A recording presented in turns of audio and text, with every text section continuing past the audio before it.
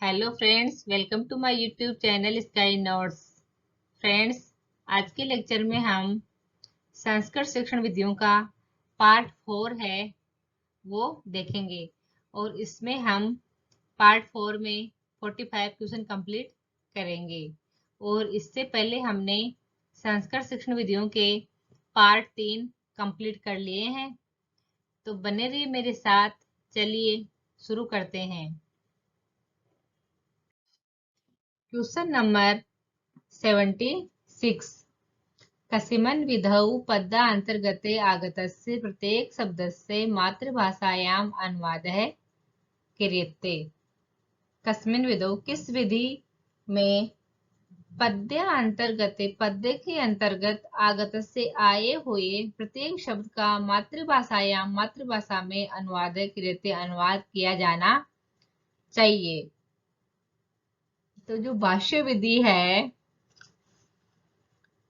उसका मातृभाषा में अनुवाद किया जाना चाहिए। ऑप्शन नंबर सी इसका आंसर बिल्कुल सही है। और इसमें देखो, जो भाषा अनुवाद विधि है उसमें भाषा का स्थानांतरण होता है, एक भाषा को दूसरी भाषा में स्थानांतरित किया जाता है। और जो ये व्याख्या विधि है इसमें विषय वस्तु का स्पष्टीकरण होता है, कोई भी एक पॉइंट हो उस पर बोलना व्याख्या करना कहलाता है। और जो ये भाष्य विधि है इसमें व्याकरणात्मक टिप्पणी होती है। और डी अभिनय विधि है, इसमें वाचिक और आंगिक अभिनय आता है। तो जो क्वेश्चन नंबर 76 है उसका आंसर होएगा भाष्य विधि, ऑप्शन नंबर सी। आगे है क्वेश्चन नंबर 77। निम्नलिखितेषु संस्कृत गद्य से विशेषता चिनुत।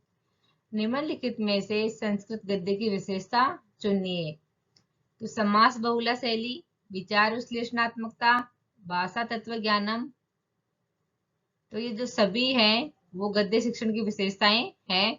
तो ऑप्शन नंबर डी इसका आंसर हो जाएगा। आगे है क्वेश्चन नंबर 78। अनुवाद शिक्षणस्य उपयोगित्व बिंदु सन्ति। जो अनुवाद शिक्षण है उसमें उपयोगी बिंदु कौन सा है?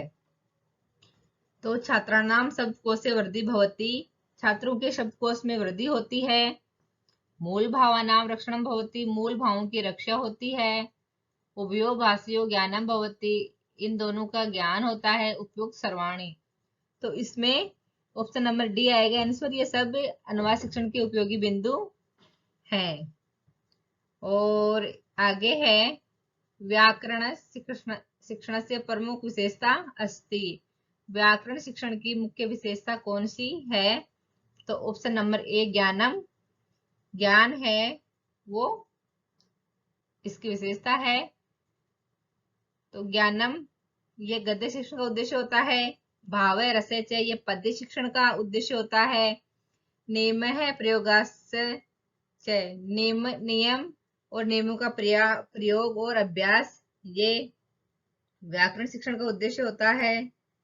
और जो अभिनय है वो नाट्य शिक्षण का अभिनय उद्देश्य होता है। तो आई होप आपको ये क्वेश्चन अच्छे से समझ में आ गया होगा। अब आगे चलते हैं हम। क्वेश्चन नंबर 80 है सूक्ष्म शिक्षणे शिक्षेते। सूक्ष्म शिक्षण में क्या पढ़ाया जाता है? तो कौशला नाम विकास है, कौशलों का विकास। 4 कौशल पढ़े थे हमने, उनके बारे में है ये। तो ऑप्शन नंबर 1 इसका आंसर बिल्कुल सही है। आगे है आगमन विधि है कति सोपानम। आगमन विधि के कितने सोपान हैं? तो आगमन विधि के 4 सोपान हैं। क्या होती है आगमन विधि? उदाहरण से नियम की ओर चलती है।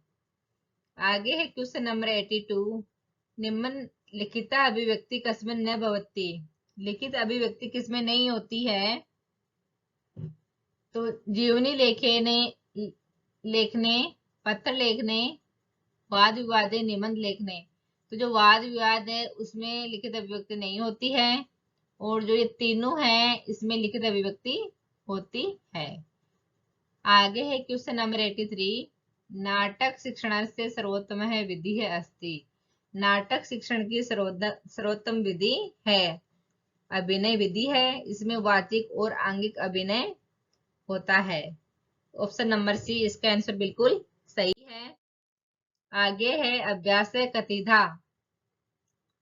अभ्यास कतिधा, अभ्यास कितने होते हैं? तो जो ये अभ्यास है वो 2 प्रकार के होते हैं। ऑप्शन नंबर डी इसका आंसर बिल्कुल सही है। और देखो इसका आंसर यहीं लिख दिया पहले। आगे है क्वेश्चन नंबर 85। क्वेश्चन नंबर 85 है, व्यक्तिक विभिन्नताया से सिद्धांते कुशाग्र बालका है केसाम अवसरा प्राप्त नियो। व्यक्तिक अभि व्यक्तिक विभिन्नता के सिद्धांत में कुशाग्र बुद्धि बालक को कैसे अवसर प्राप्त होए? तो जो कुशाग्र बुद्धि बालक है उसको उन्नति के अवसर प्राप्त होने चाहिए, क्योंकि कुशाग्र बुद्धि वाला जो बालक है उसका IQ ज्यादा होता है। और ये प्रेरणा के अवसर हैं, ये औसत या सामान्य बालक को प्राप्त होने चाहिए। और अधिगम अवसर हैं, वो मंद बुद्धि बालक को प्राप्त होने चाहिए। यानी सीखने के अधिगम, यानी सीखना होता है ना, सीखने के अवसर।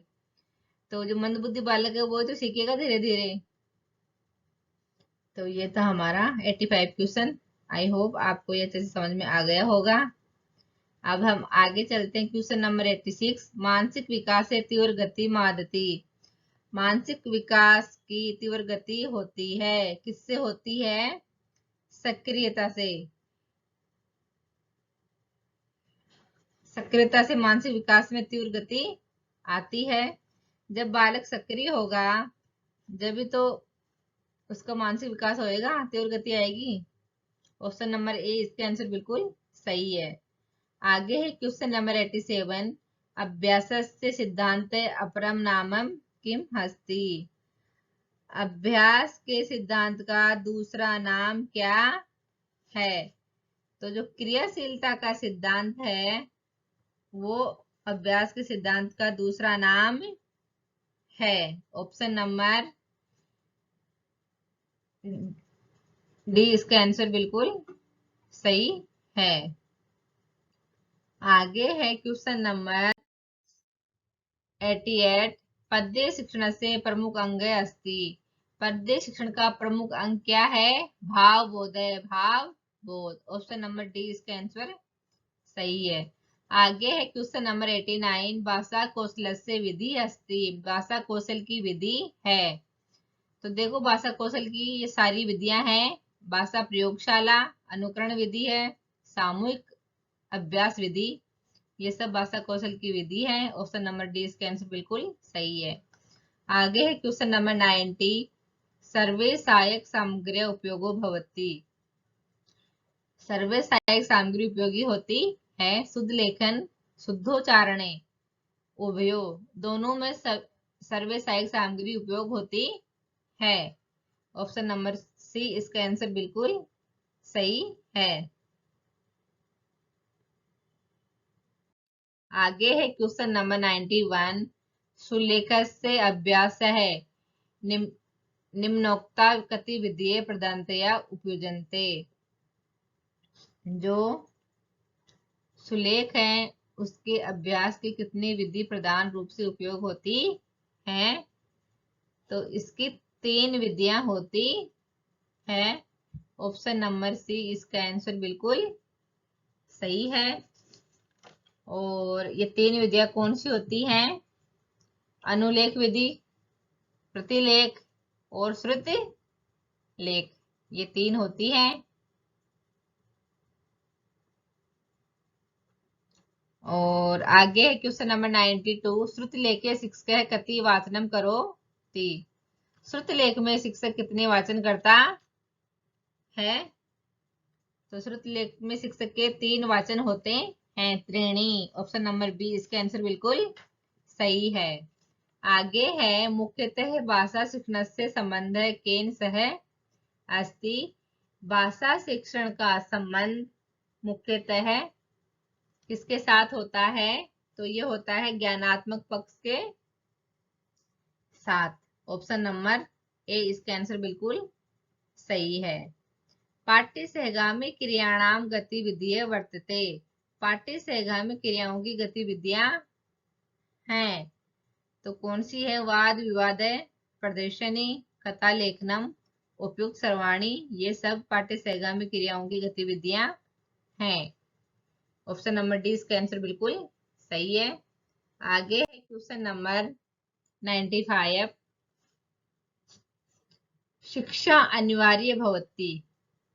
शिक्षा अनिवार्य होती है सर्वांगीण विकासाय, विकास के लिए, राष्ट्र के प्रगति, राष्ट्र की प्रगति के लिए, संस्कृत उत्थानाय, संस्कृत के उत्थान के लिए, एतभ्य सर्वभ्य, इन सभी के लिए। ऑप्शन नंबर डी इसका आंसर बिल्कुल सही है। आगे है क्वेश्चन नंबर 96। गृह कार्य से प्रमुख उद्देश्य। गृह कार्य का प्रमुख उद्देश्य क्या है? अधीतस्य पाठस्य स्त्रीकरणम। ऑप्शन नंबर सी इसका आंसर बिल्कुल सही है। आगे है क्वेश्चन नंबर 97। कक्षा शिक्षण से प्राण तत्व अस्ति। जो कक्षा शिक्षण है उसका प्राण तत्व क्या है? तो लघुत्रात्मक पर्सन है वो कक्षा शिक्षण का प्राण तत्व है। ऑप्शन नंबर सी इसका आंसर बिल्कुल सही है। आगे है क्वेश्चन नंबर 98। संस्कृत शिक्षक प्रशिक्षण से मुख्य उद्देश्य किम स्यात्। संस्कृत शिक्षण शिक्षक का प्रशिक्षण से मुख्य उद्देश्य किम स्यात्। संस्कृत शिक्षक प्रशिक्षण का मुख्य उद्देश्य क्या होना चाहिए? संस्कृत वांग्मय से संरक्षणम, ये उद्देश्य होना चाहिए। ऑप्शन नंबर डी इसका आंसर बिल्कुल सही है। अनुवाद शिक्षण से उच्च स्तर से करते सर्वाधिक उपयुक्ता विधि अस्ति। अनुवाद शिक्षण के उच्च स्तर के लिए सर्वाधिक उपयुक्त विधि कौन सी है? सद्व्यवहार शिक्षणम, सद्व्यवहार शिक्षण। ऑप्शन नंबर बी इसका आंसर बिल्कुल सही है। आगे है क्वेश्चन नंबर 100। बेसिक शिक्षा या संस्थापक है। कौन है बेसिक शिक्षा के संस्थापक? गांधी, गांधी हैं। ऑप्शन नंबर 20 का आंसर बिल्कुल सही है। आगे है क्वेश्चन नंबर 101। उच्चारण शिक्षण से करते सर्वाधिक महत्वपूर्ण पद अस्ति। उच्चारण शिक्षण के लिए सर्वाधिक महत्वपूर्ण पद है वाक्य संशोधन पद है। ऑप्शन नंबर डी इसका आंसर बिल्कुल सही है। आगे है आगमन पद्धतिया प्रथम सोपानम अस्ति। आगमन पद्धति का प्रथम सोपान क्या है? तो यह है उदाहरण है प्रथम सोपान। ऑप्शन नंबर सी इसका आंसर बिल्कुल सही है। आगे है वाद विवाद पद्धति अपरनामम किम। वाद विवाद पद्धति का दूसरा नाम क्या है? अर्थावबोध पद्धति, अर्थावबोध पद्धति। ऑप्शन नंबर ए इसका आंसर बिल्कुल सही है। आगे है क्वेश्चन नंबर 104। राष्ट्रीय शिक्षा नीति प्रधानता। राष्ट्रीय शिक्षा नीति में किसकी प्रधानता है? सैद्धांतिक शिक्षाया। ऑप्शन नंबर डी सैद्धांतिक शिक्षा की राष्ट्रीय शिक्षा नीति में प्रधानता है। आगे है क्वेश्चन नंबर 105। मोंटेसरी विधि प्रयोग भवती। लेखन शिक्षणे, लेखन शिक्षण में इसका प्रयोग होता है। ऑप्शन नंबर बी इसका आंसर बिल्कुल सही है। आगे है क्वेश्चन नंबर 106। विन्यास प्रेरण कौशल से अपरम नाम है अस्ति। जो विन्यास प्रेरण कौशल है उसका दूसरा नाम क्या है? प्रश्नोत्तर कौशलम, उसका नाम है प्रश्नोत्तर कौशल। ऑप्शन ए इसका आंसर बिल्कुल सही है। आगे है क्वेश्चन नंबर 107। अद्यतनस्य शिक्षाया प्रमुख उद्देश्यम। इनमें से शिक्षा का प्रमुख उद्देश्य क्या है? व्यक्तित्व विकास है। ऑप्शन नंबर ए इसका आंसर बिल्कुल सही है। व्यक्तित्व का विकास शिक्षा का प्रमुख उद्देश्य है। आगे है क्वेश्चन नंबर 108। व्याकरण से प्रमुखम कार्यम अस्ति। व्याकरण का प्रमुख कार्य क्या है? भाषाया विश्लेषणम, भाषा का विश्लेषण। ऑप्शन नंबर सी इसका आंसर बिल्कुल सही है। Question number 109। कंठस्थीकरण आवश्यकम अस्ति। कंठस्थीकरण किसमें आवश्यक है? व्याकरण शिक्षण है।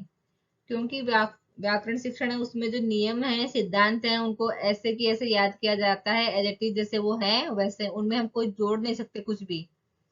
तो कंठस्थीकरण की आवश्यकता होती है व्याकरण शिक्षण में।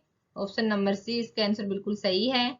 आगे है क्वेश्चन नंबर 110, भाषा प्रयोजनम अस्ति। भाषा का प्रयोजन क्या है? भाव ग्रहणम, विज्ञानाभिवर्धनम, व्यवहार ज्ञानम संपदानम।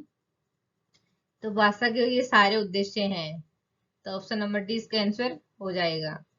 आगे है लेखन शिक्षण से उद्देश्य मस्ती। लेखन शिक्षण का क्या उद्देश्य है? एकाग्रताया स्मरण स्मरण चेतस विकास है। ऑप्शन नंबर सी इसका आंसर बिल्कुल सही है। आगे है क्वेश्चन नंबर 112, मौन वाचन से उद्देश्यम अस्ति। मौन वाचन का उद्देश्य क्या है? शुद्धोच्चारण से संपादने सहायता प्रदानम। ऑप्शन नंबर सी इसका आंसर बिल्कुल सही है।